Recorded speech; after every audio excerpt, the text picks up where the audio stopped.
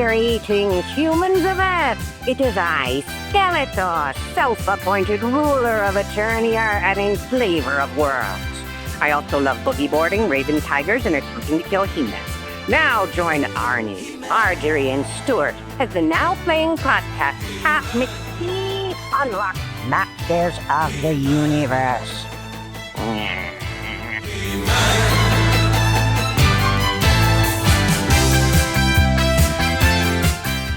Today we're discussing He-Man and She-Ra, The Secret of the Sword, starring John Irwin, Melanie Britt, Alan Oppenheimer, Linda Gray, George DeCenzo, Erica Scheimer, directed by Ed Freeman, Lou Kachavas, Marsh Lamore, Bill Reed, Gwen Wetzler. This is the now playing co-host who has the power of love, Arnie.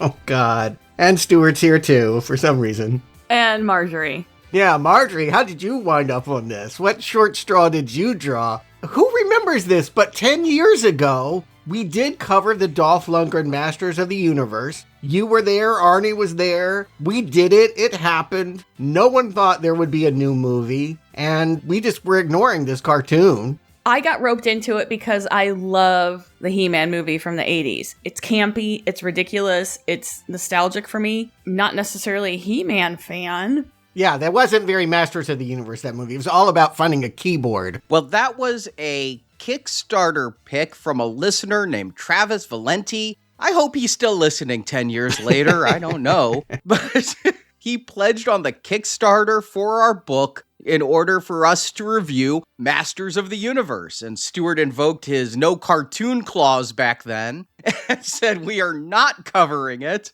What a good clause. What a good, smart man I was when I had standards and didn't just feel like, oh, we have a new movie coming. Let's do the 1985 theatrically released cartoon that anybody go see back in the day. 1985, He-Man was already done. It was a toy line in search of a plot that came up with a cartoon to sell toys to children, right? Thanks, Ronald Reagan. I mean, I think it's worth saying that there was a law that said children's programming cannot be aimed for marketing purposes, and it was Ronald Reagan's administration in 1982 that overturned that law and allowed my childhood to happen. Yes, for sure. Although it was already happening, I've got to say Mattel just had Kenner envy. Kenner was putting out so many action figures connected to Star Wars, and other toy companies wanted in on that. So, yeah, why don't we come up with a cartoon where each week we introduce a new character that we can sell as a toy? Well, it started as a toy line. We talked about this in our 2016, 1987 movie review, so I won't rehash all of it, but there was a Conan the Barbarian movie. Mattel tried to get the license. They didn't get the license. They were like, but these bulky men seem good anyway, and everybody's making tiny action figures, 3 3/4 inch action figures. Let's make chunky, muscular action figures that kids can play with, as compared to trying to fit them in vehicles and such. And hey, let's use one body over and over and over again and paint it different colors and pop different heads on it and call it different characters. And so it started as a toy line,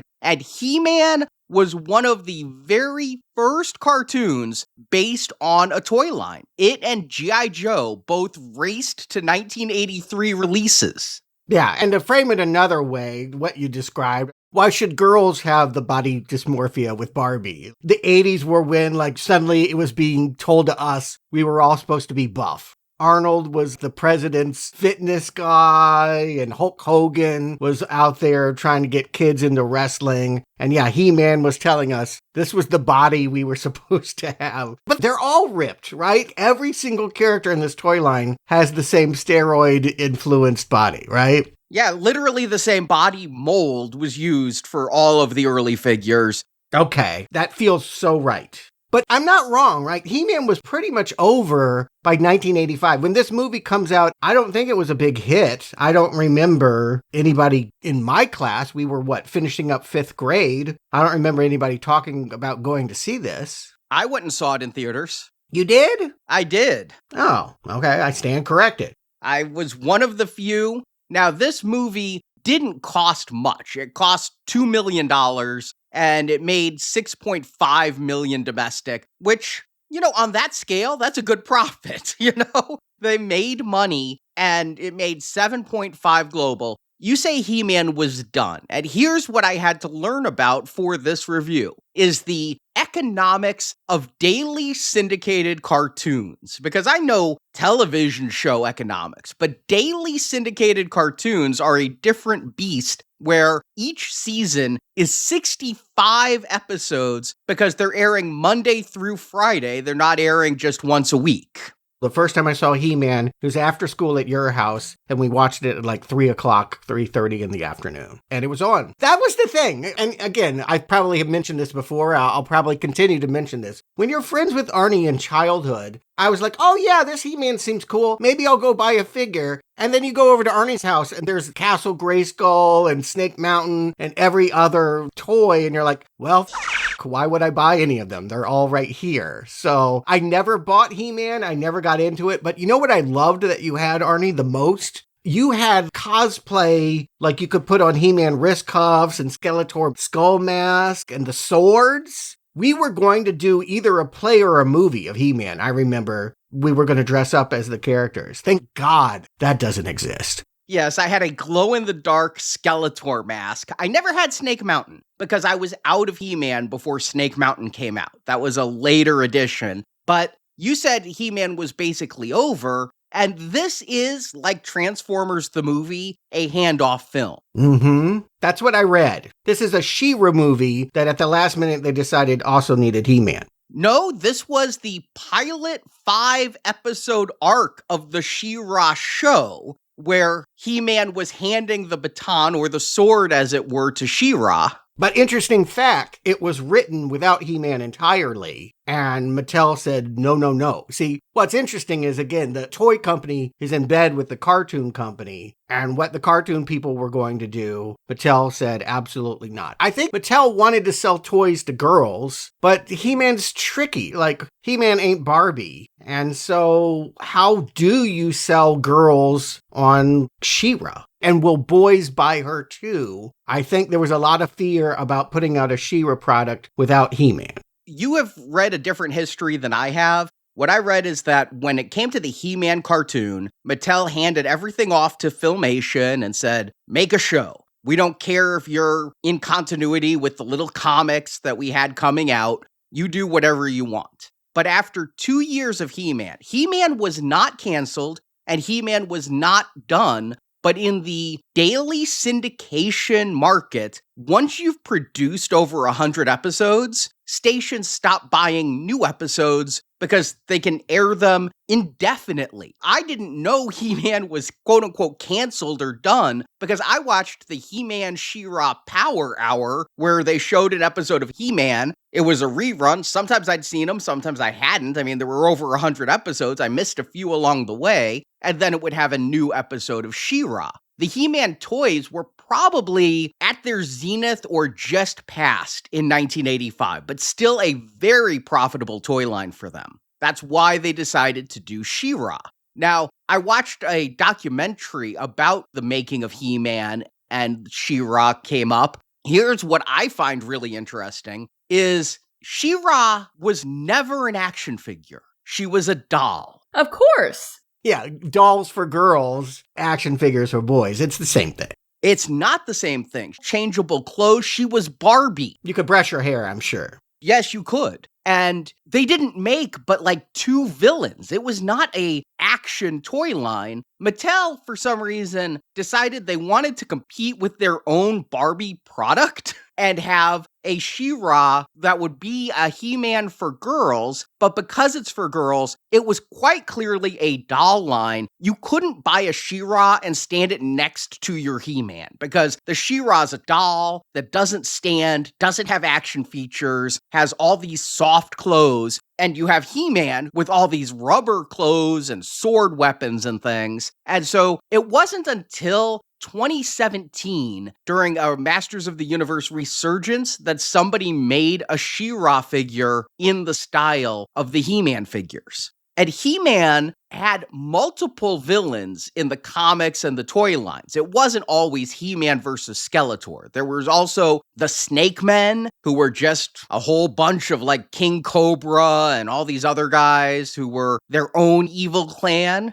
And the Horde, led by Hordak. These were figures that were out there already, and when they needed a villain for She-Ra, initially it was going to be that Catra who turns into like a cat, and that's the one they made as a doll, but they decided, let's take these He-Man Masters of the Universe figures and make them the bad guy for She-Ra. It was always intended, though, that they tried to link the fandoms. And so the handoff of the story this way seems to make sense to me, and that they wanted to bring girls in on their biggest boys franchise at that time. But this was never intended as a movie. This was intended as a promotional arc. And they did that. I remember being engrossed in a Thundercats 5-piece arc that they did. And then somebody got the bright idea. We've already made these episodes, kind of like the Star Wars Clone Wars movie. Let's splice them together, add a pop song, and put it out in theaters 6 months before it airs on TV.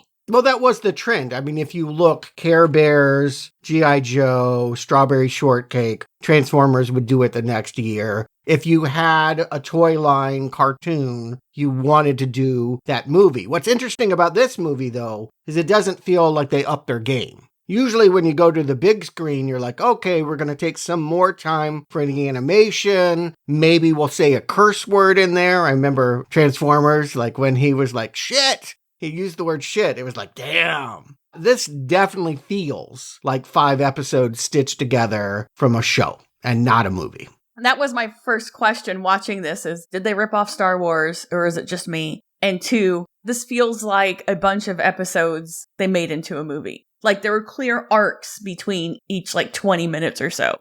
Yeah, that's the thing is when they made G.I. Joe the movie, they knew they were making a movie. When they made Transformers the movie, they knew they were making a movie and going out and hiring Leonard Nimoy and Orson Welles to do voices for that movie. And when they did this, it was Filmation making the same show they have made for He-Man for 135 episodes, making it a She-Ra show that would go for 95 episodes. Nobody thought about making this a film. And again, because they have to produce these so far in advance, the TV episodes were done and locked before it was spliced into a movie. They had to shorten some episodes. I have watched both the 5-episode arc, which is an extended version of this movie, extended by like 5-10 minutes, and has errors in the animation that were fixed for this film. And so they had more time to just touch up things on this film, but they couldn't change the episodes because those were done and ready to ship. So here we have a little bit of correction. And when they released this on DVD in 2006, they even added some new visual effects that I think stand out. That's what I ended up watching as the movie version of this.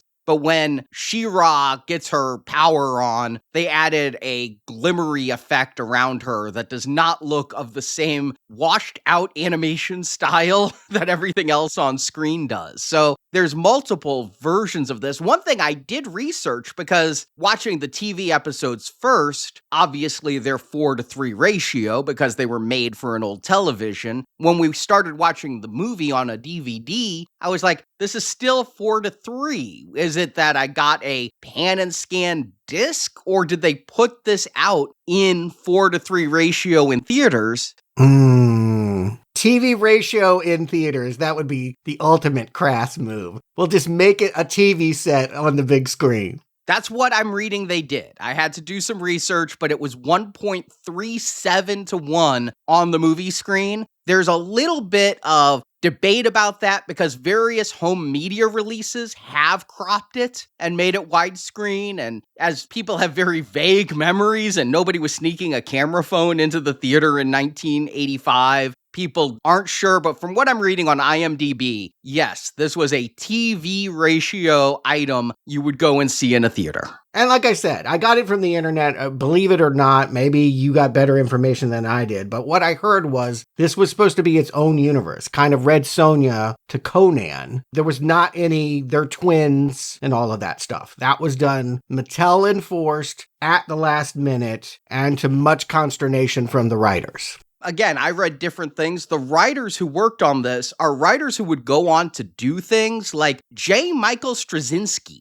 creator of Babylon 5 and comic writer of many Thor and Spider-Man arcs. I talked about his Spider-Man arc on our YouTube channel when I reviewed the trailer for the upcoming Spider-Man movie that looks like it's based off his arc. He was one of the writers working with Filmation and Mattel. When Mattel came up with the idea of She-Ra, they're like, let's just make it his sister. That was before they ever even had a concept drawing of She-Ra. Mattel's like, it's his twin sister. We're going Luke and Leia. Let's just do it.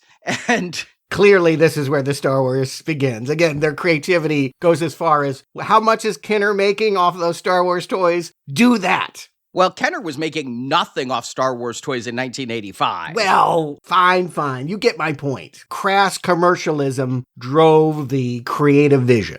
I just remember walking into Circus World, walking out with my He-Man toy, past a bargain bin of Star Wars figures for $1 a piece. So, well, yeah, I mean, Return of the Jedi ended at 83. People, we were fickle. I mean, that's the weird thing. By the time Dolph Lundgren showed up in 87 to pimp a big He-Man movie, they were too late. Because that's what happens. What's cool to a kid in 4th, 5th grade is untouchable in 7th, 8th grade. You just wouldn't go near it. But don't forget, there was an Ewoks and Droids cartoon that they were making action figures for also. Well, that was not a creative success either in my mind. I've seen those TV movies, and I vaguely remember those cartoon shows. So, yeah, He-Man at 85, though, that's around the time they came up with Snake Mountain and were still selling big toys. I think I remember in 1985, my grandmother for Christmas, she'd always send me like $1, right? Just every year $1. She had like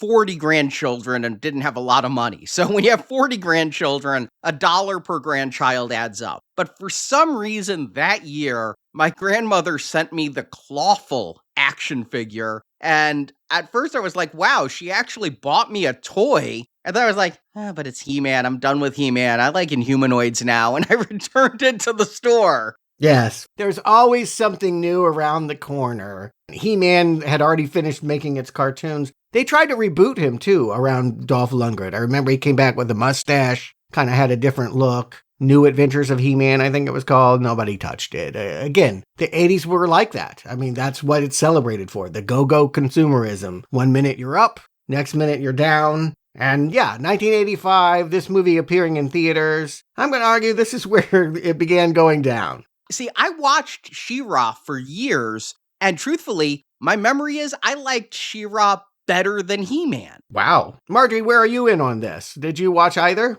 No, I didn't. My brother was into this briefly, so that was my only experience with it. And I don't know if my brother was like either too young or too old, but I vaguely remember him having Castle Greyskull. And I remember playing with Star Wars toys on it. I remember him watching the cartoon briefly and being enough of a He-Man fan that we saw Masters of the Universe in the theaters. But She-Ra being like a female He-Man didn't tweak your 80s feminism in any way. No, and I didn't even like Barbie growing up, though. All right, not for you. See, the thing with She-Ra that I liked is my comparative is the TV show War of the Worlds, if anybody remembers that 80s syndicated show. Season 1, the aliens were like living in sewers and trying to gain a foothold in society. And that's kind of He-Man. He-Man's in a castle and with the king and an army. And Skeletor does petty crimes, but he's not really a menace. She-Ra was like the later seasons when they rebooted War of the Worlds and killed most of the main characters. And now the aliens rule the Earth and humans are a rebellion, a ragtag hunted group. And that's what I liked about She-Ra. It was very Star Wars. She-Ra was leader of the rebellion, a Princess Leia type, who had to go up against an evil government instead of being the government. I liked the struggle. Look at you, you little Contra. I didn't know you were such an activist as a child. Okay. You know what? Again, I never saw any of this stuff. Like I said, a couple episodes with you after school, but I missed She-Ra probably entirely. I don't think I ever saw a She-Ra episode. I liked it also better because instead of having a moral lesson at the end, it had, before there was Where's Waldo, there was Where's Waldo in this, where a little creature would hide in every episode, not in this movie, but after this movie, every episode, a creature would be hiding in the background somewhere, and at the end, he'd pop up, "Did you find me?" And then show you what scene he was in that episode. So it made me really pay attention to She-Ra, because I wanted to find him before he told me where he was. I think a lot of the creatures in this movie needed to be hiding. But anyway, that's maybe showing my cards. Arnie, why don't you give him the plot and we can find out what the secret of this sword is. The sorceress of Castle Greyskull is awakened by the magical Sword of Protection, which leads her to a portal called the Time Gate. Through a vision in the sword, she realizes it must be delivered to the person destined to wield it. She sends Prince Adam and his fraidy cat Cringer through the portal into the world of Eternia.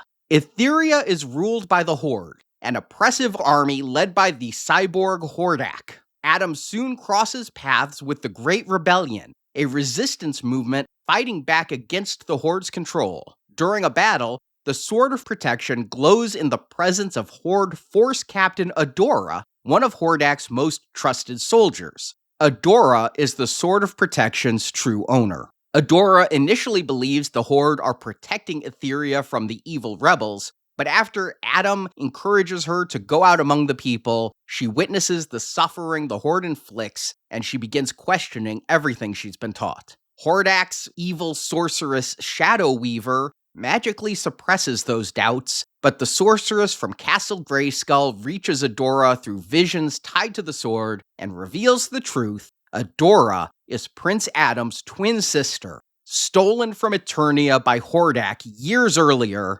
Man-at-Arms stopped him from taking both children, but Hordak escaped with Adora through a dimensional portal. Unable to locate where she'd been taken, the sorceress mind-wiped Adora from all of Eternia so the loss wouldn't destroy King Randor and Queen Marlena.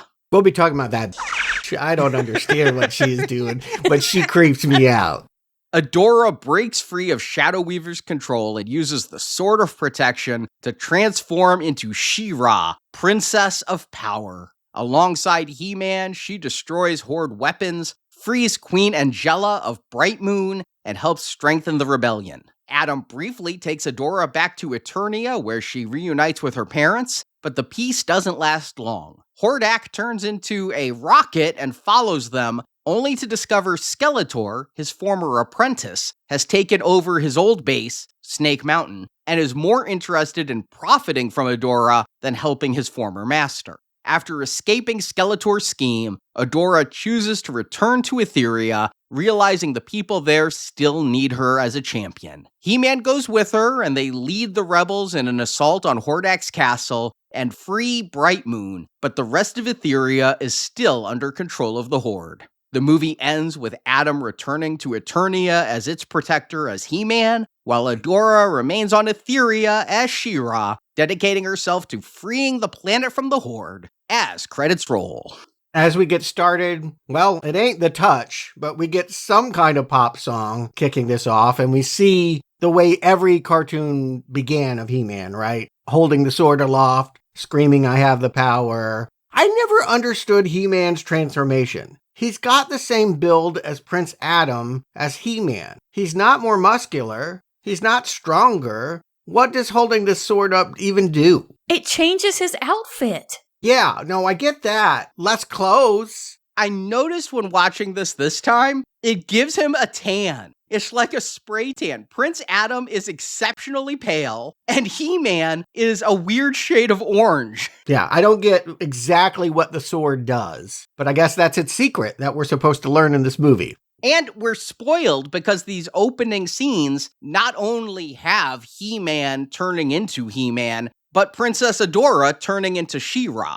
And it's even more spoiled. I didn't know that the first 5 episodes of She-Ra was this movie until I started watching it. And the opening credits of She-Ra tell you, hey, I'm She-Ra, Princess Adora. And when I say, for the honor of Greyskull, I become She-Ra, well, that's not revealed until like episode 3. So the opening credits are completely spoiling the surprise. But maybe they're counting on you seeing this movie before it launched? Yeah, because if you had gone into the theaters in March 1985, you would have never heard of She-Ra before. But this was made as a TV show first. They weren't thinking of a theater release when they made these episodes.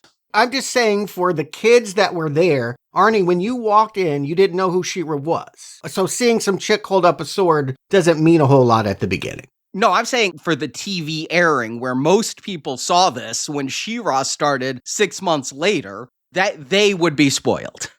Sure, yeah. I'm thinking about the theatrical experience. I also hear they gave out comic books that sort of explain the movie as well, because maybe they were afraid. All right, I'll just say it. I never get how they could be brother and sister. Like, we have this beginning here where the sorceress is dreaming of Hordak running away with a baby, and she's behind this cover-up. For some reason, the Kingdom of Eternia had 2 children, and when one was child-napped, this sorceress, rather than looking for the child and getting her back, just made people forget that there was a second child.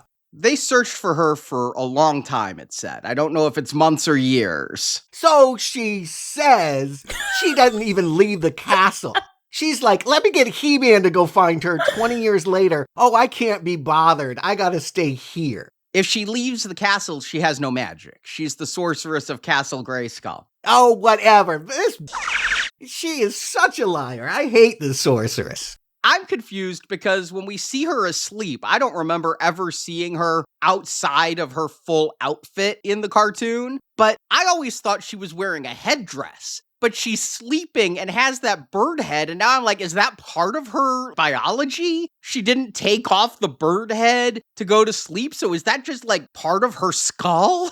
Are we going to talk about the biology of the citizens of Eternia and Etheria? Because I have lots of questions about biology. Yes, I don't care about this cartoon, but given that it is the blueprint for what we're watching this weekend, let's dig in. What is the sorceress? Why is she there? As far as I can tell, she's just like some useless grandma that puts an owl cloak on her head and has other people do her bidding while she keeps all the family secrets. And she sleeps in the owl head, though, which is weird. Did she kill the owl? Yeah, I don't know. What's her power? Why is Greyskull a thing? We're just supposed to roll with it, I think. Greyskull is where the magic comes from, and the sorceress wields the magic. What magic are we talking about? He-Man's magic, the ability to transform, comes from Sorceress and Castle Greyskull. She made this sword that allows him to take his shirt off and get tan? He doesn't get an origin story movie, so I'm not sure. Okay, all right. At this point, Stuart, I feel like this is an intervention that Arnie has to explain He-Man to me and you. Because I had a lot of questions during this. Yeah, well, they're valid. And again, that's what we do here. And this is a movie that supposedly has secrets to tell. So starting with the sorceress who knows about this backstory, about twins that were separated. Yes, it's an obvious Star Wars lift. And yes, it's a cheap way of saying that there's a female He-Man that we can suddenly jump to. Hey, Prince Adam, take this sword and go find a very special person. I'm not even going to tell you who it is. Why won't she cop to what happened? I don't know that she knows the sword is meant for Adora. She knows that. She definitely knows that. She doesn't know where Adora is, and so when she has this time gate that goes to Etheria, she doesn't know Adora is there. She just knows this sword is calling to her to be delivered to its owner, and she can't leave the castle because she loses her power. She made these swords. She knows one was for boy, one was for girl, and if the magic girl sword is going to take it to a special person, it's going to go to Adora. She wakes up in bed screaming Adora's name, and the sword is there. I don't think she made the swords, and I'm not sure what she knows when she knows it. And the king and queen and man-at-arms do know all about Adora. She did not wipe the parents' minds. She wiped the minds of the entire kingdom so that the kingdom wouldn't be sad for the king and queen. Yeah, that's really even more weird and creepy. But let's just move on because what we care about ostensibly are the title characters, He-Man and She-Ra. And so Prince Adam, aka He-Man, is going to go find this special person that we know was the baby that was taken. Next question. Why does He-Man not tell his parents that he's He-Man? Why does he play this secret identity game? Because it's a Superman lift, and he has a Clark Kent personality, and according to the opening credits of every He-Man episode, the only people who know his secret are the Sorceress, Man-at-Arms, and Orko. Look, but I mean, again, he looks exactly the same page boy haircut. He takes his shirt off and gets a spray tan, and that's Clark Kent in glasses? That's Yes. what we're supposed to think? Okay.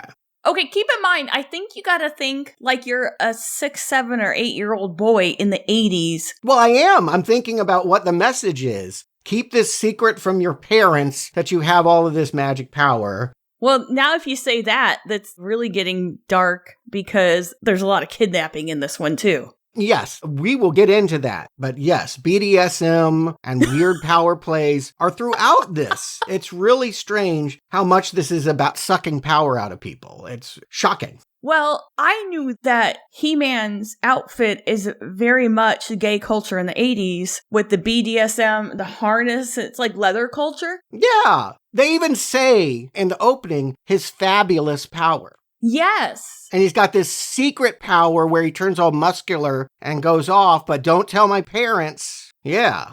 And he's living a closeted life, which is what happened a lot in the 80s. No, I definitely see that. Yeah, and he's heading off to Oz, which also has this history with gay culture, but he's essentially in this tacky Ozian forest and winds up in a bar with another dude who wears a tight vest with a heart on it and thinks he's being inconspicuous because he puts on a cowl, but he's got a giant owl with rainbow ears, and I'm like, everyone knows you're there, Bo. I love the names. I mean, they put a lot of work into He-Man's name to a degree. They had, Beast Man and Trapjaw. Merman. The funny thing about Merman is the people at Mattel couldn't come up with a name. They kept wanting to call him Seaman. And they're like, we can't call him Seaman.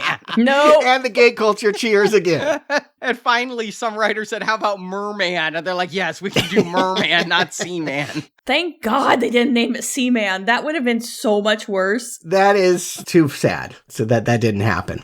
But here you get a talking anthropomorphized Brom named Brom. You get an archer named Bo. I'm like, what is the names here? There's no creativity to this. It is, what are we making this week? And what is it? It's, an archer, call him Bo. The owl is named Cowl. We put a C in front of it. And interestingly enough, and I know all 80s cartoons went through this. All kids entertainment went through this. If you're making something for kids, parents groups are upset. This is violence. We don't like this. He-Man only punches his way through problems. He's not a smart guy. He never solves things by figuring things out. He has one move, and that is to start punching. They try to temper it because a lot of the violence that happens in this bar is like baskets winding up on people's heads and rugs being pulled out from under people. It's slapstick, but it is essentially a character who, might is right. Brutality is my method.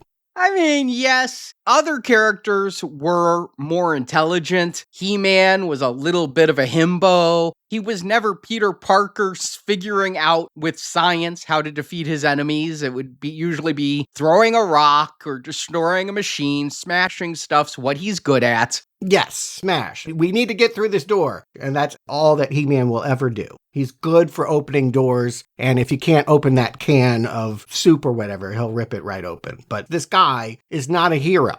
And he's supposed to be fighting cyborgs, these Horde troops that come off like stormtroopers with red bats on their chest are supposed to be robots, and I think you could smash robots, but they treat them like people in suits of armor where you just drop a rug on their head and they're hapless now, and He-Man is still in Prince Adam disguise. I don't know why you wouldn't just walk into Etheria as He-Man, but he's going to be Prince Adam, and Cringer's going to be afraid of everything. He doesn't know the vibe there yet, so he can't go in as He-Man if it's not the vibe. Yeah, but then he sees Bo with that heart on his chest. He's like, okay, I'll go with this guy. It's not exactly Luke and Han at the cantina, but you definitely get Star Wars all over this. Yeah, I was thinking stormtroopers, they look like robots, but later these hordemen, you can knock them out and put on their armor. So it is exactly like Star Wars. And there's a rebellion in the forest too, right? They go off into these whispering woods or whatever and meet, I don't know. This is where you really do miss George Lucas. Some of these characters, I hear there was a mandate by Mattel to put 31 new characters in this movie so that they could turn them into toys. But some of these purple witches and whatever, not toy worthy. And again, very few of these either weren't already figures or would become figures. This entire rebellion, though, was intended to be dolls. They had most of these women, and Bo was like the Ken of this Barbie line. Yeah, you get that. Glimmer is like the leader of the rebellion, and she's pink hair, all glamour, very Barbie, and she clearly has a thing for He-Man. He doesn't give it back, but she's excited that he's there. And Madame Raz is like the comic relief. There's this witch that runs into trees and maybe is helpful. This series suffers from too many Orko disease. You've got Cowl, who floats around and is useless like Orko, but then you have Madame Raz, who can't perform spells right like Orko, and then you've got the Broom, who's also kind of useless like Orko. So you couldn't buy these toys? These never became toys? They became dolls. Oh, they did become dolls. Okay. You could buy a Madame Raz? Because I wouldn't think that girls would want to dress that up. It does not appear that Madame Raz was ever made. The first wave had Angela, Bo, Castaspella. I don't know Castaspella.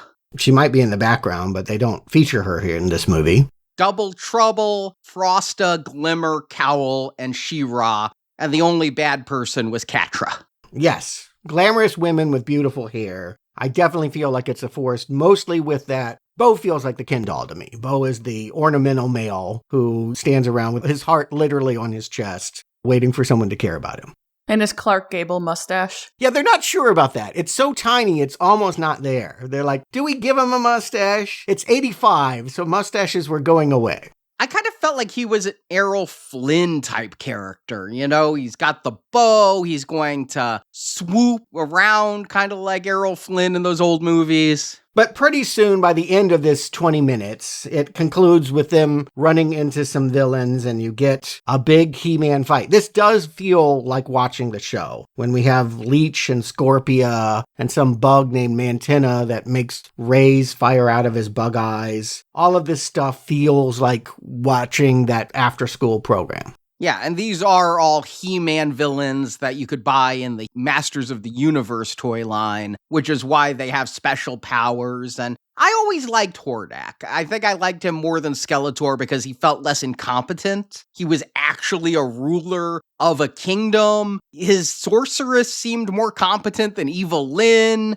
Yeah, I didn't realize that they were in bed together. I mean, I don't mean that literally. Maybe. I don't know. It's He-Man. But yeah, we'll learn that Skeletor was his apprentice and that they had a whole relationship. They were involved in the baby napping scheme together.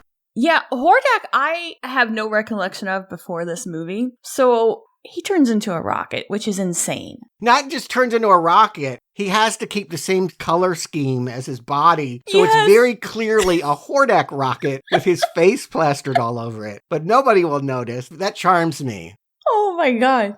Did they sell that, Arnie? No, in fact, Hordak was less of a cyborg. His figure was out before this cartoon. And when the cartoon made him able to become Megatron and turn his arm into a gun and things, they started re-releasing the figure with interchangeable arms and things. To my knowledge, they never made Crotch Rocket Hordak. So he's a robot? I heard that originally they started off that he was some kind of demon and that the religious right, parents groups didn't want that and they dialed it down. But we're to think of him as a transformer? Like I said, he was a toy before this cartoon, and the evil Horde, per the comics that came out in London with the toys, was an army of savage demon warriors, and he had come to get revenge against Skeletor, his former student. But all of the Horde were demons. Yeah, a demon horde, if a bunch of demons came at you, it would be a horde. It has that vibe. It feels beyond Skeletor. It feels demonic. And I think parent groups were really upset about that. And they kind of dialed him back into this wacky character that can transform into rockets and silly things, kind of like the Wonder Twins. Sort of, but I also think they might have been picking up on Transformers' popularity. Like I said, He-Man and G.I. Joe came out in 83. Transformers, the cartoon, came out in 84. And if She-Ra came out in 85, if you can't make him a demon, let's make him a cyborg who could transform and shoot arms like Megatron. I think it's a really interesting choice. I kind of like it, although it's dark, that they have She-Ra, Adora, as she is right now. She doesn't know about her She-Ra alter ego, working for the bad guy. She actually is the one that helps capture He-Man and put down this rebellion. And she has this really lame excuse that she spent all of this time training in a fear zone. So she doesn't know what the Horde does to Etheria. She thinks they're the good guys. What's weird to me is that Shadow Weaver and Hordak kind of treat Adora like a foster daughter, you know? Like, they're proud of her and they're letting her rise up through the ranks and prove herself. But she's one of the main Horde leaders here. And so when she's going to turn on them and they're going to try to kill her, it's a really dark turn because they've raised her since she was a baby. Right, yeah, they stole the baby and they're like mom and dad to her. Instead of Ragnar and the queen, she wound up with these two and she just thinks, oh yeah, being a Horde person is being a good guy. I kind of like that because obviously to even the youngest child, we know she's in bed with the wrong people, but it gives her something to do in this movie, right? It allows her to have an arc and to have a journey, even though it's obvious. He-Man's like chained up and telling her, you know, you should really look into this. The Horde is not good. Hordes of demons are never a good thing. Why don't you go look around a bit? And she's like, okay, maybe I will leave the fright zone for 5 minutes. And sure enough, she sees people being thrown into the water and having their houses burned for not paying taxes. It's kind of dark because somebody speaks up against the Horde and Hordak is going to burn the whole village. That's literally Nazi Germany. Yeah, no, I mean, I think you are to think of his insignia and all of that. It has a little bit of a swastika quality to it. The Horde feels, just as stormtroopers do, like Axis power. Well, keep in mind and look at when this came out and the age of the people who created it. This is what they grew up with. So it makes sense that they would tell stories about the stories they heard as children or... These are good guys and bad guys. These are what they look like. This is what we know from our childhood, what good and bad is. But He-Man's caught because of She-Ra, and I think that's funny. I think it's funny that He-Man gets caught in this movie and needs to be rescued twice. No, but that's what I mean. It's all over this movie that people keep getting chained up and put down and sucked of energy. And the whole movie is about like, I'm going to take your power now. It's really BDSM. I'm not kidding. It's there. You could turn this easily into a very adult cartoon. Fortunately, I never saw that as a child or my adulthood, but I can see what you're saying now. Whereas sometimes I think you're reaching here. Nah, I don't know that it was intended. Having watched that documentary, I don't think they were trying to be subversive, but I could see why it would be adopted. But I think writers sometimes, it comes through in their writing what they're really into. I mean, these are adults trying to write this. I mean, yeah, their fantasies, their own ideas kind of bleed through. They make He-Man squat in the cage. I mean, that man was doing a squat the whole time. That seems like punishment. Nah, I don't know. He's strong enough.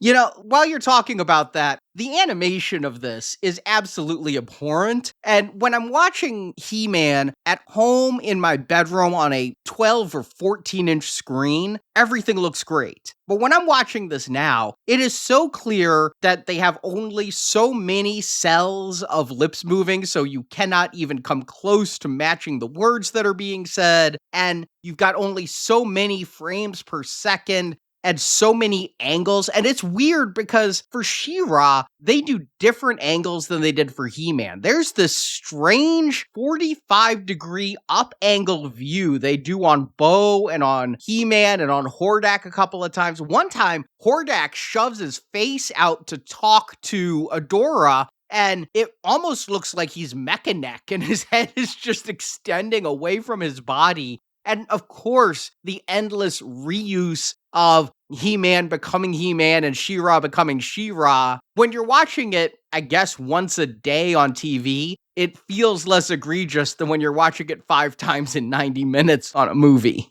This was what animation was to us in the 80s. So coming back to it and seeing it, it just confirms, yes, I haven't seen He-Man in 40 years, but this is exactly how I remember the show being. And the movie did not up its game in any way. It didn't even try to be more spectacular visually.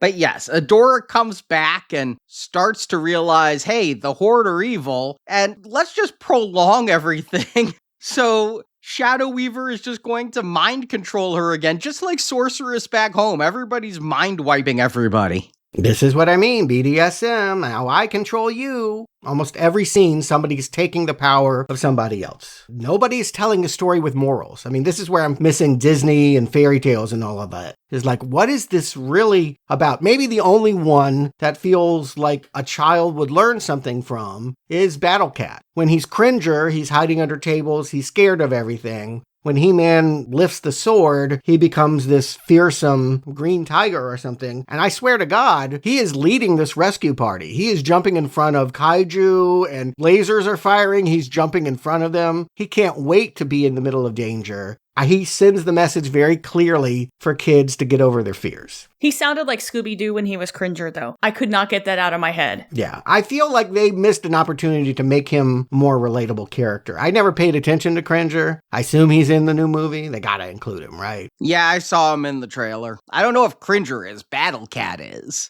Yes, exactly, right. But I feel like he is Scooby-Doo. He's more relatable to me than the others in the mystery van. Yeah, he's the one really leading the charge because when he's not Cringer, he undergoes a personality change. I feel like He-Man and Adam are the same, you know? It's kind of like Superman. Adam is really He-Man the whole time, but Cringer, he gets beer muscles when he becomes Battle Cat. Yeah. I like him. They could have used him more. He basically gets He-Man out. Cowl helps as well. He punches some buttons. But in the end, He-Man is rescued from the prison, and then I love it. He feels like he has to do something, so he pushes over a tower, and he's like, they're free. I'm like, if anybody was in there, they're probably dead, actually. But you go, murderer. Well, he just destroyed the prison, so they have no place to put prisoners. I don't know that we saw any other prisoners, but it's a little bit of roid rage, right? You imprisoned me. I'm going to get my revenge. I'm going to push over this building. Perhaps that's all it is. Poor guy needs to work it out. Anyway, time for a Death Star, right? If we're copying Star Wars, we need a big old laser that can zap the rebellion into nothingness. And around the next episode time, Hordak decides, I need to power my Magna Beam transporter. Yes, and this is where he makes He-Man squat and steals his power. Yes, it's operated by willpower, and the main rebels, first of all, they all have receding hairlines. I love that. They're like, we're going to use their willpower to power this. They get like 10% juice out of some sassy bald guy who's like, I ain't going to do what you want. And so, yes, He-Man comes in a stormtrooper outfit, and he's so dumb, he doesn't tuck his hair into the outfit. That's what I mean. This man is not bright. He is not capable or anything. He can punch his way inside. But yeah, Shadow Weaver, they're all sitting there going, okay, that's He-Man. We need to take him. He'll be able to power the laser, but it's going to take all night. I love this. It'll take all night to drain him, so let's all go to bed. And because of that, Adora wakes up with her sword calling to her. And Sorceress, back at home, deciding to spill the beans finally. You know He-Man is your brother. She's an agoraphobe, Stuart. Why are you making fun of her disability? Is that what I am? I'm the abuser? Maybe. I don't know. She's saying a whole lot of Glinda the Good Witch. And then she drops this bomb that you got to be nice to the muscle man in the telephone booth. He's your brother. And it changes for her. All of a sudden, she's like, oh, okay. And we get our first She-Ra transformation. That counts, anyway. We hear, for the honor of Greyskull. That's such a lame line, where he gets the power, but she gets nothing. Yeah, she's being respectful. And by the way, Greyskull is not in Etheria. It's in Eternia, so she doesn't even get the castle. She can come home anytime she wants. She can come home and live in the castle. So they say, but she don't, does she? That's the thing. Anyway, she transforms, we get a She-Ra transformation, and they fight together to bring down this Death Star thing. She looks at least more different as She-Ra than He-Man does from Adam. She gets extensions when she becomes She-Ra. I think it's actually a good girly choice. I mean this quite sincerely that, if he's going to get Battle Cat, she's going to get a horse. And when she transforms, her horse gets it's a unicorn, right? It gets a horn and wings. It's Pegasus. I think that was pretty cool for her. I'd rather be on Swiftwind than Battle Cat. Battle Cat seems like not a good animal for a fight. Yeah, he keeps jumping into things. Yeah. And it's like, just, rawr, let me do this. Well, not only that, I mean, it's big and lumbering, can't fly. You got to put something on him so you can ride him. Not like a saddle, but like he has to wear like battle gear. The horse is very, very, very much My Little Pony. Yeah, that's why they did it. That must be why they did it. Because they've got to be thinking, if we're making female He-Man and girls are supposed to be buying this, we got to feminize this a little bit. I think they were going to originally call her She-Ro, like she's a she-hero. And they've softened it because they realize if we're competing with My Little Pony, if we're competing with Barbie, then we need to make this something that girls would actually want to play with. And I think the horse is a brilliant stroke. Yeah, because My Little Pony came out in 1981, so the colorful ones came out in 82. And the My Little Pony cartoon also came out in 83 with He-Man. All right, so then, she rescues He-Man, they all go away, and they call the sorceress, because we got questions. What you mean we're brother and sister? And we get this flashback. You're satisfied by this, Arnie? I hear you defending it. It makes sense to you that they just had 2 kids, and Hordak and Skeletor came in there and were only able to grab one. And Sorceress just thinks everyone needs to forget this happened. I wonder about the sorceress wiping people's minds like that. Yes. It feels like she feels guilty about not doing anything because it kind of was her job to protect these children, right? She's the magic of this castle. These 2 skeletons just walk in and grab the baby. You f***ed up. But separated twins also does feel mythological or Shakespearean. I mean, Twelfth Night and that sort of things. Romulus, Remus, yeah, Greek myth. Yes, I don't think it's a bad idea, except retconning it is weird. We never knew about this girl. We've had 130 episodes of He-Man. She's never been mentioned. And now, oh, by the way, I knew this the whole time, but I was waiting for a sword to come out of a magic door so you could walk and go find her. Well, I mean, you kind of got to go with a soap opera, because that's kind of what it is. Hey, Obi-Wan showed up to Luke and never once said, hey, don't feel hot and kiss Leia. They waited a lot of years before, sister, so you have a twin sister. Even Vader didn't know. All right, yeah, it was a little sloppy there, too. I'll just go ahead and say, but it had more finesse and got played off using some comedy, too, a little bit better than this sloppy-ass reveal. But anyway, the point is, she now realizes, good, Hordak and Shadow Weaver aren't my parents. I have nice-looking parents. I should go see them, except I got this rebellion thing that I gotta do. And they have the worst part of this movie is we need to go get a replacement for me. And good thing Queen Angela is captured by some harpy. Once we free her, she can do my job. Let's face it, Glimmer is the worst rebel leader in the history of rebellions. I don't know, that hair is pretty awesome, but otherwise, yeah, I agree with you. She is not up to leading this rebellion. I feel a little bad for Glimmer because she's totally usurped by the end of this by people who have a level of competency. And even at this part, they're like, all right, we need to go and get her mother out of prison. Everybody's captured all the time in this movie. This is what I mean. And not just captured. This woman is bound like hands and foot with bruises all over behind the throne. Like they are really enjoying brutalizing Angela. Again, this movie with the inappropriate themes. Chain them up. It's fun. Yeah. Kids learn early the fun of BDSM. I don't always agree with the Christian parent groups, but on this point, they might have the right.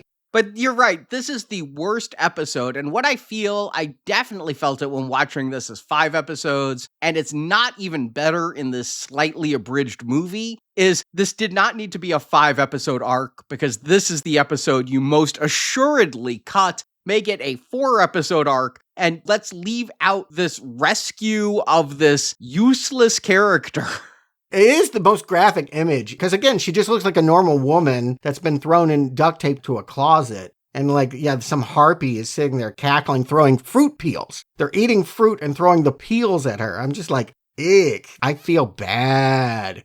And the harpies feel like they're out of the demon version of Hordak, not the cyborg version of Hordak. What are harpies doing here? Yeah, they don't feel connected to the Horde at all. This is just such a random, we need a reason why She-Ra feels like she can step away and go see her parents, which to me, it's enough to realize I have parents. I'm going to go take a minute or two and go see them. But they invent this silly storyline where, yes, He-Man gets to punch and punch and punch, and that, they cross swords. I think in the end, they defeat Hanga the Harpy by putting their swords together and bouncing her magic wand power back at her. So you're seeing a team up, I guess. And it's making me think of Ghostbusters. You're not supposed to cross the streams. I'm like, oh God, they're going to cross the swords. It does nothing. Well, again, it brings brother and sister together, and he's even like, bring it in for a hug, sis. I mean, they're really playing up this, we are siblings. That caught me off as a little creepy. The way that line is delivered, give me a hug, sis. There's something you can do right now. I'm like, we barely just met. And no shade to this voice actor, but I feel like He-Man was voiced as a 70-year-old man in 1940. Yeah, I know that this is where our adult minds create things that aren't intended to be there. But anyway, Angela is saved, so they go back to Eternia, and because Hordak wants his prize back, his adoptive daughter, he turns into that rocket you speak of and chases them into that portal. And the funniest part is, he's like, I must learn to control my rocket form better. He crashes. He's not even a good rocket. This is so silly. But again, I think maybe we want to err on the side of making Hordak look foolish because he is actually kind of creepy. And if in London he was being demonic, I can imagine lots of crying kids in front of their tellies. King Ragnar, Queen Melina, they're happy. They recognize her. It was a day-old baby. But here comes this woman running at them. They're like, Adora! And we're never going to be parted again. It's weird how they're reintroduced because Prince Adam comes in and is like, cover your eyes. I have a surprise. It's your long-lost daughter. Yeah, something tells me you don't do that for, a missing child. No, I mean, I feel like that could have been handled with a little bit of decorum. Yeah. I didn't get you a new puppy. Yeah. Like, I found the child that was abducted 20 years ago. Not exactly a children's game event. Just have her pop out of a cake. It's all the same. Speaking of cake, Hordak goes back to Skeletor and says, I'm still pissed at you, but we can team up and I can get my daughter back if we pretend we're French chefs and sneak into Castle Greyskull. What the hell was that? I don't know. I didn't remember this. Skeletor creates illusions. He can turn into things. Yeah, he's a sorcerer. I never got that. I thought he was just a Skeletor guy. Yeah, I just thought he was he just didn't work out enough to have muscle mass, but he was just a dude on a throne. Well, he has He-Man's muscle mass. They have the exact same body. Yeah, well, same pharmacist anyway, but... Yeah. So he can do this. He's like Hordak. He learned from Hordak. He could turn into a rocket himself if he wanted to. They never used that much, as I recall, in the cartoons. He usually came in as himself. I don't remember him trying to be clever and use subterfuge, and this feels much more like a Gargamel-level scheme than it does a Skeletor-level scheme. But some of this dialogue between Hordak and Skeletor does feel like right out of Vader and Obi-Wan at the end of A New Hope. You've gotten more powerful, my apprentice. Oh, I'm more powerful than you, my old teacher. there is that Star Wars corollary. And no, I don't find that it's that close. But it never occurred to me. I just thought Hordak was She-Ra's Skeletor, but that they actually knew each other, learned from each other, and are teaming up would be kind of a big deal for the climax of this movie. You know, I want to give the guy who voices Skeletor a compliment because that voice is very iconic. It's very campy. It's delightful. He has used this voice in other characters. This is a reuse of a voice he used in a different cartoon. You know, as compared to the voice of He-Man, who was a bit of a recluse, he was an actor from Bonanza, Marjorie, so you're not wrong. And Alan Oppenheimer, the voice of Skeletor, was trying to say to the voice of He-Man, come to these conventions with me. But the voice of He-Man was old and not fat, but a little pudgy. And he's like, I'm no He-Man. People will be disappointed to see me. And so he wouldn't go to those conventions and things. But Alan Oppenheimer has completely embraced his Skeletorness and still does it from time to time. I get that. We had that thing happen in the 80s, Milli Vanilli. We want them to look a certain way, and when we find out that the actual good singers don't look like that, well, we're not going to buy anyone's record. Yeah, you want He-Man to look like He-Man. If he sounds like that, but looks like a 70-year-old guy with a pot belly, probably less toys are sold. But people who look like He-Man don't get into voice acting. Yeah, agreed. It's an illusion. It's something that Hollywood does. It's an unattainable perfectionist ideal that we shouldn't aspire to, but I can understand why He-Man didn't want anyone to see what he really looked like. I never thought about it, but the credits did actually put the name actors to the characters. I did appreciate realizing that a cast of people that are sitting there trying to make this work dramatically.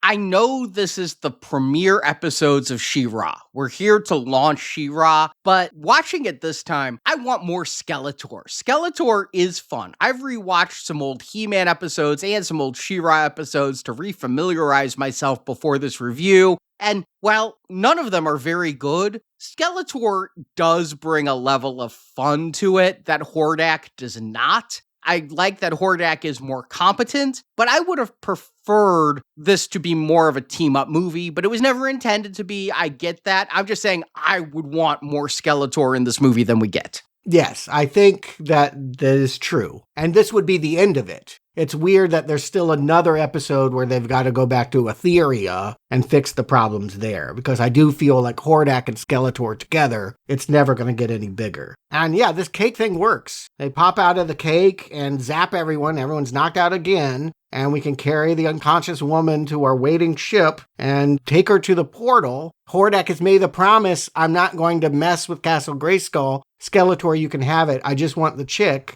But then Skeletor makes a move. I am so upset by all of this. Hordak pulls out his cannon, and in one blast, the entire royal family is knocked out, including Prince Adam. And so Skeletor could just kill them all right then and take care of it, but he doesn't. And then when the king wakes up and his daughter's been taken again by the same people. Yeah, but it's all about the game. Again, it's the game of I'm going to knock you out and then tie you up and put you in the dungeon and all that. It's not about killing.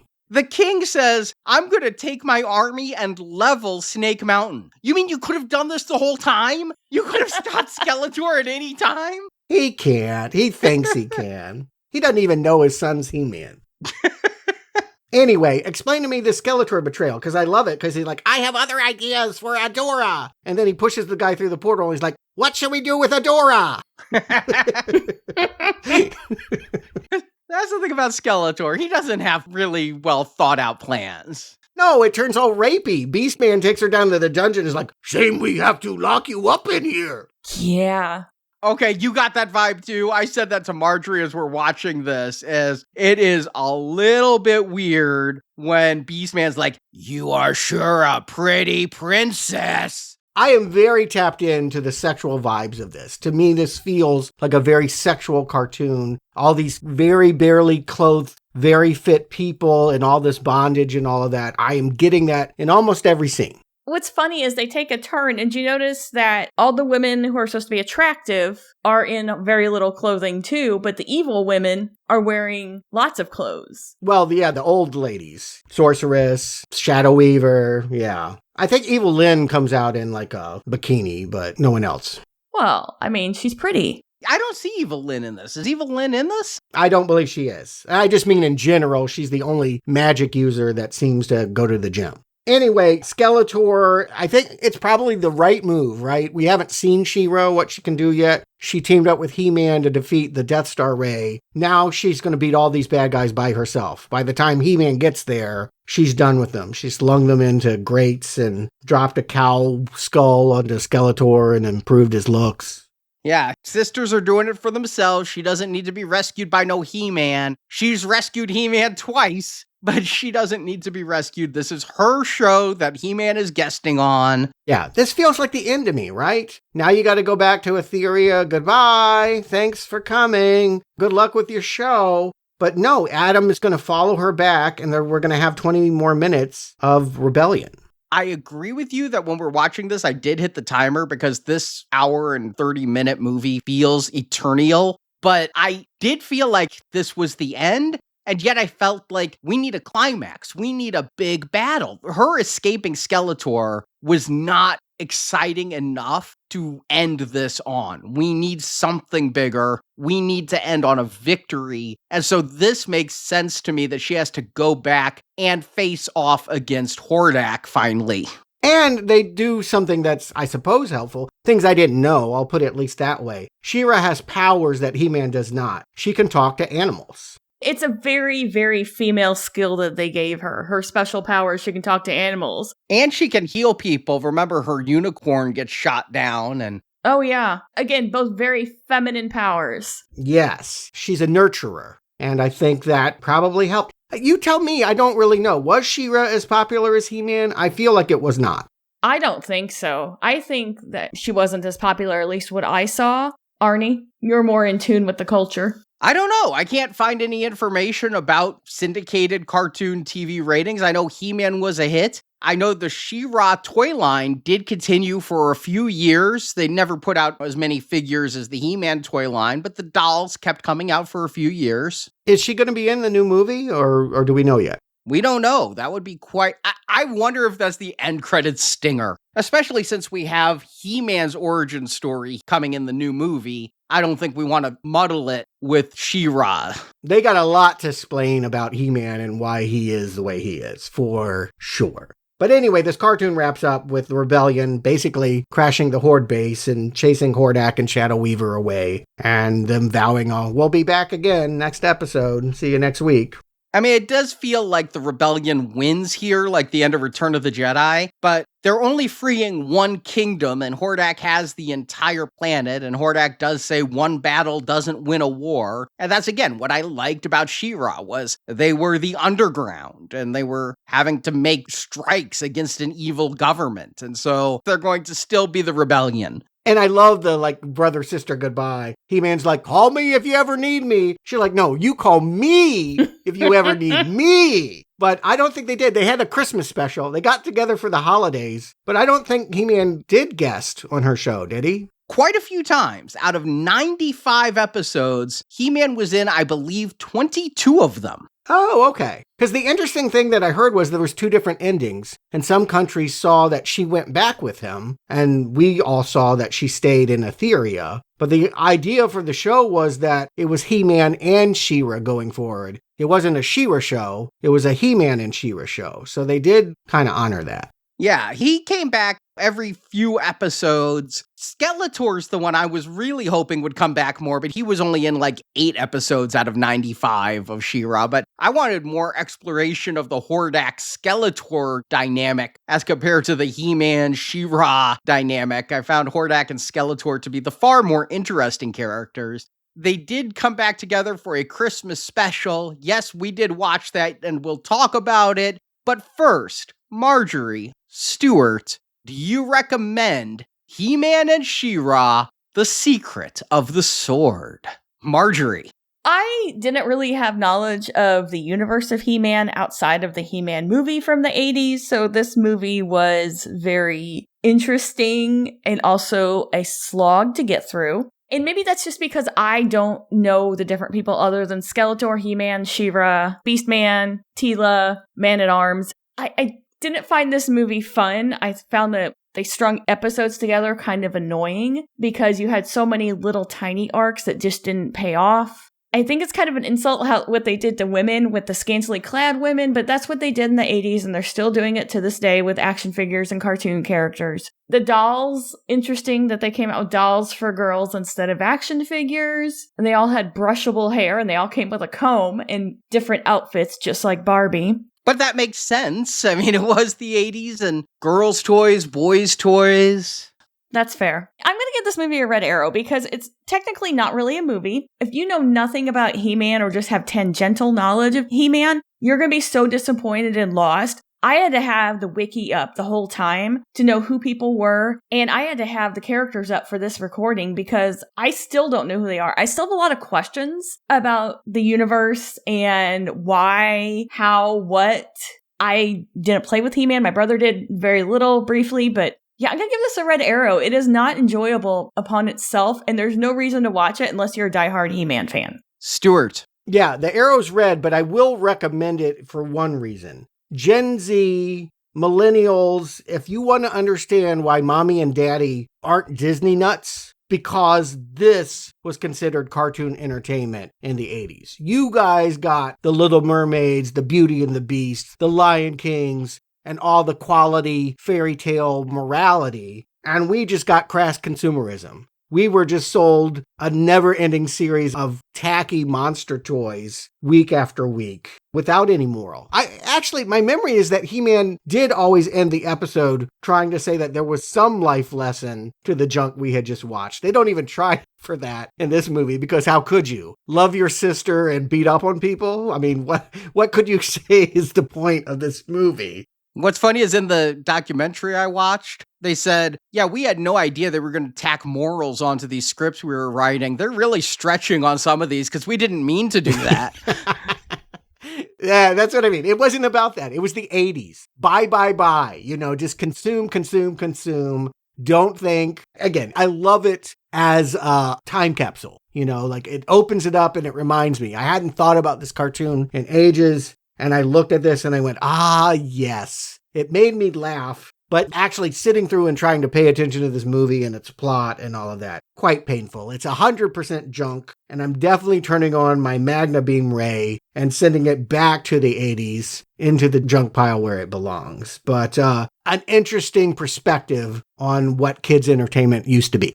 And once again, like Goonies, I'm discovering you can't go home again. Even 10 years ago, when we reviewed the Masters of the Universe 1987 movie, which is abhorrent, I watched some of the He-Man then and was nostalgic about how I could still remember the lines and the plots and things from that. And yet, being forced to twice watch 5 She-Ra episodes and call it a movie was its own form of soul-sucking morality killing. My will to live was sucked out by this movie on the second viewing. It's like I was a very easy-to-please consumer child. More, please. Yes, shovel me more of this shit. I wanted it. I wonder if it would be more fun to buy the toys than to watch the show.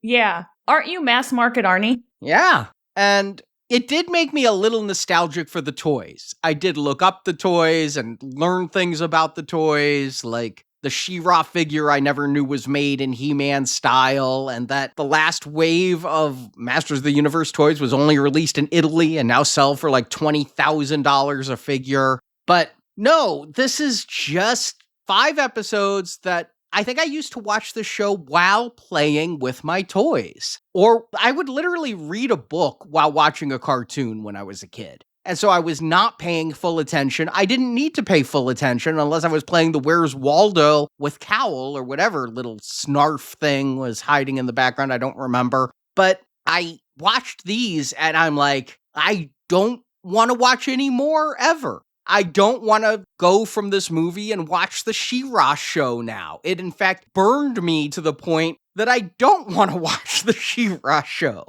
I think what I really want to do is go watch Robot Chicken Skeletor sketches. That's what I think I'd enjoy most, is kind of lampooning this childhood instead of embracing this childhood. And what little, and I mean little hope I had for this upcoming He-Man movie with Jared Leto as Skeletor was quickly siphoned away like a magna ray as I watched this and went, I don't want to see any more He-Man. I am done. Oh, that was my curiosity, is if this at least tells you the look of the world, are you tempted to see a good version of He-Man next week? I don't think it can be good. I don't think it will be good. I don't want to see it, but we're going to. But this is a really strong red arrow. Should never have left Castle Greyskull and be completely forgotten. In fact, what was better than The Secret of the Sword, believe it or not, was the Christmas special. I love that they got together for Christmas. It feels appropriate. Brother and sister. We don't see each other much, but we'll do a holiday show. It's their birthday, a couple days before Christmas, which must suck. My sister was born on December 21st and always claimed my parents just took one Christmas gift and gave it to her on her birthday. And so I think that's probably how Adam grew up, is not knowing that it's also his twin sister's birthday and his parents were probably going to bed crying that night over their lost child. But they're getting together for a birthday celebration. And Marjorie didn't know this, but He-Man's mother is an astronaut from Earth. Did not know that. Okay, I thought for sure, I had mixed it up with Buck Rogers, but I thought for sure He-Man was an astronaut from Earth that landed on Eternia. His mom did that. Yes. Okay. It's so confusing. It doesn't really clarify anything, No. but it at least confirms a memory I had. Yeah. But this Christmas one it's so weird because Orko steals a ship and crashes on Earth where he finds two children out cutting down a Christmas tree and takes them back to Eternia for several days. More abduction. And they're like, we're going to miss Christmas. Will Santa know to find us on Eternia? And I'm like, their parents are freaking the hell out right now. I'm still blaming the sorceress. She's behind all this crap. Mind wiping as Orko goes. Real quick on the kidnapping, if you recall, kidnapping was really big in the 80s. Well, the fear of it. Yeah, yes. The fear of it.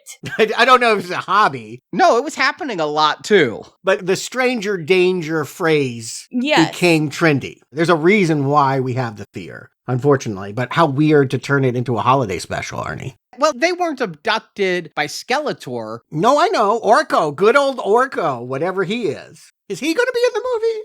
I don't know. We will find out next week. I kind of like not knowing some of this stuff. But he takes them back, and then it's sort of funny because Hordak is coming and Skeletor is coming. And these kids, it's like, you don't know the story of Christmas and why there's a Christmas? And then they cut away. They never say Jesus, but they cut away as they tell the story of Christmas every single time.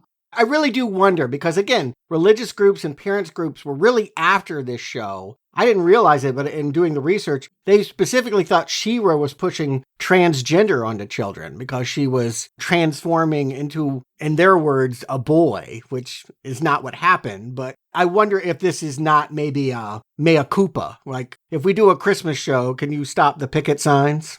And so Hordak is actually trying to ruin Eternia's Christmas, but when Skeletor hears the story of Christmas and Jesus, he becomes possessed by good to help the children get home. Oh, he's Scrooge. I love that. It's Ebenezer Scrooge, Skeletor. I mean, there's only so many ways you can do a Christmas show for something, and A Christmas Carol is the top one to do for a Christmas show. As long as at least 5 characters get knocked out and chained up. Yes. Then it's He-Man. I don't care what the holiday.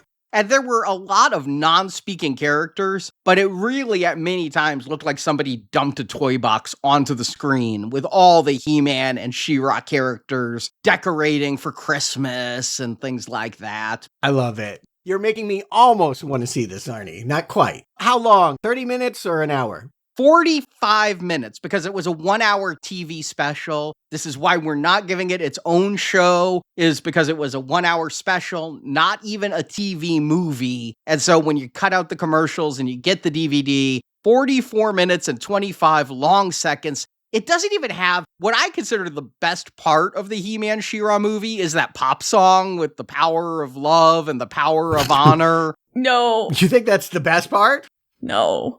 I've been walking around the house. She-Ra, da da da da da da, She-Ra. He has. And let me tell you, if our anniversary wasn't tomorrow, we might be having some words. It's an earworm. You know what, though? I'm going to give it to the composers of the He-Man and She-Ra Christmas special, because the opening credits of that combine Christmas music, the He-Man theme, and the She-Ra theme all layered together in a symphonic joy. I love that. So it's like She-Ra la la la la la la la la la. No lyrics. It's all instrumental. But it's like a Christmas version of the He-Man theme mixed with a Christmas version of the She-Ra theme. I love it.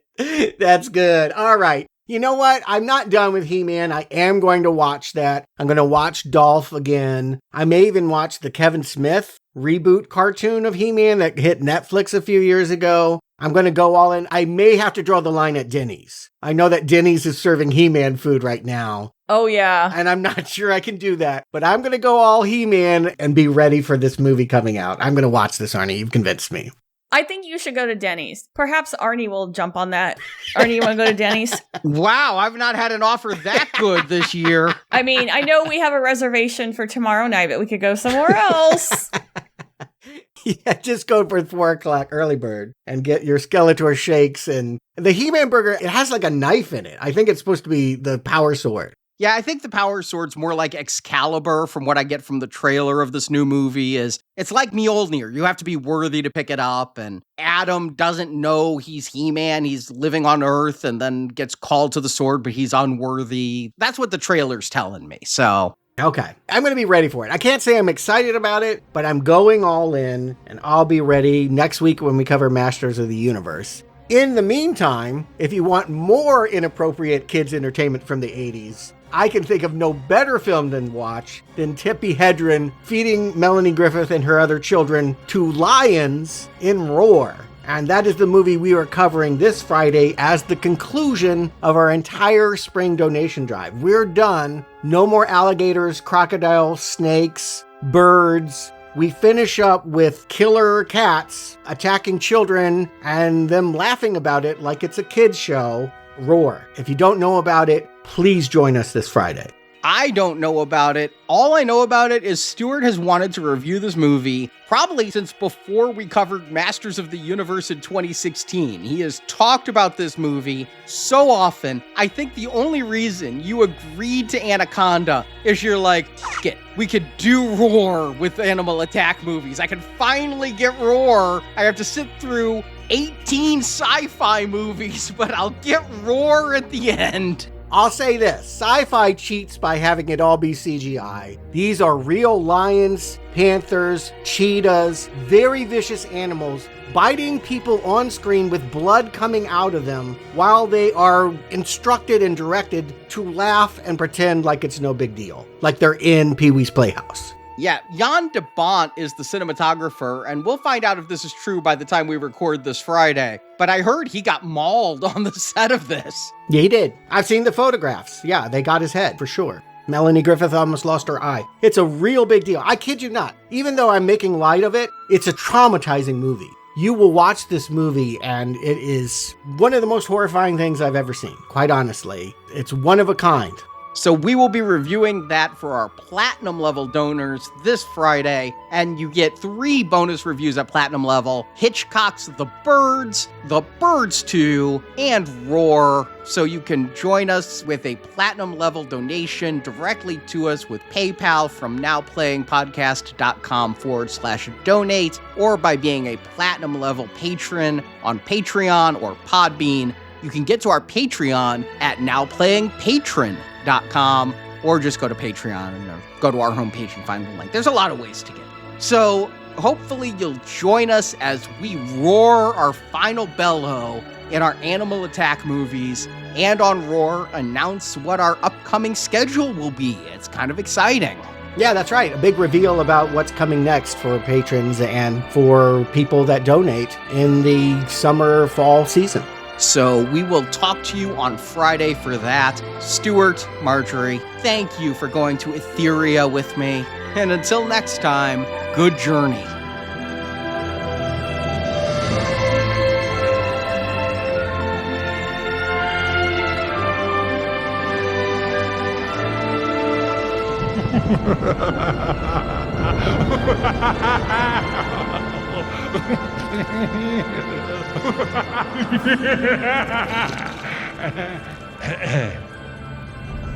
That's it. I finished. Of course, my lord. When I raise my fist like that, I'm done. Yes. That is the crescendo. We know for the future, my lord. Thanks for listening to this episode of Now Playing Podcast. My time for talk is over. We've been putting out a new free movie review every week since 2011. Is that all you've got? I was pulling my punches. If you're still with us, you're our kind of listener. Yes, just like the old days. Now Playing is 100% listener supported. No ads, no corporate backing. But it is for the good of the Horde. It must be done. If you want more, and we've got a lot more, head to nowplayingpodcast.com/donate. I must possess all, or I possess nothing. For $10 a month, you get exclusive reviews, full bonus series, and access to shows you won't hear anywhere else. Can't do this alone. I'm with you. Help keep the show going at nowplayingpodcast.com/donate. I guess we can use all the help we can get. If you like what we do, leaving a quick 5-star review at your podcast store helps more people find the show. It really does make a difference. Tell me about the loneliness of good, He-Man. Is it equal to the loneliness of evil? Now Playing is a team effort. I need every man, woman, or whatever that is. Produced by Arnie Carvalho. Are you a master? Yes, you are. I know that. Content manager Jason Latham. I don't believe it. I've got a lot of serious work to do. You're acting like octopus. Edited by Drew and Arnie. A work of art takes time, Cringer. Credits read by Brock. From now on, my friend, you are part of the Great Rebellion. Artwork by Joey. At last, it's finished. A thing of beauty. Skeletor performed by Dan Milano. Well said, Lord Skeletor. Poetry. Now Playing Podcast is made possible in part thanks to our executive producers, Andrew Doran, Brent, Chris Harris, Garrett Collins, Jeff Gannon, Julian Lewis, Michael Brannon, Morgan Beck, Tom Ward, and Tony Lanzalata. Thank you all for your support. The very fate of the universe may depend on your success. The opinions expressed in this podcast are those of the individual hosts and do not necessarily reflect the views of Venganza Media Incorporated. Now, or are you afraid of learning the truth about the Horde? I'm afraid of nothing. Then you'll go? I'll think about it. This podcast is not affiliated with, endorsed by, or approved by any entity associated with the films discussed. Don't say I didn't give you a chance. When this is over, you're going to jail. Accessory to assault, resisting arrest, endangering lives, I guarantee you. You and all your buddies, I'm gonna put you away for 850 years. All movie clips and music are the property of their respective copyright holders and are used for review and commentary purposes. No infringement is intended. It's not nice to cause trouble for the evil Horde. Now Playing Podcast is a trademark of Venganza Media Incorporated and may not be used without express written permission. You carry the power of Greyskull. This has been a Venganza Media production. Copyright 2026. All rights reserved. Keep this with you, and Eternia will always be near.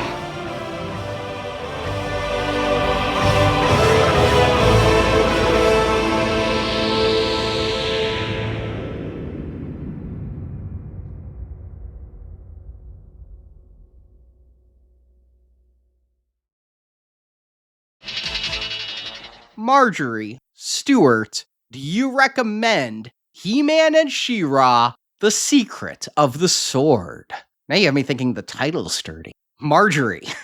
It's a sword. I mean, can't cross the streams. Mm-hmm. Phallic intentions quite meant. Yeah. I feel like we destroyed your childhood with this, Arnie, and telling you all these things that this movie stands for and all the imagery. Maybe you can like it a new way. Yeah. Maybe you can like it in an adult way, you know?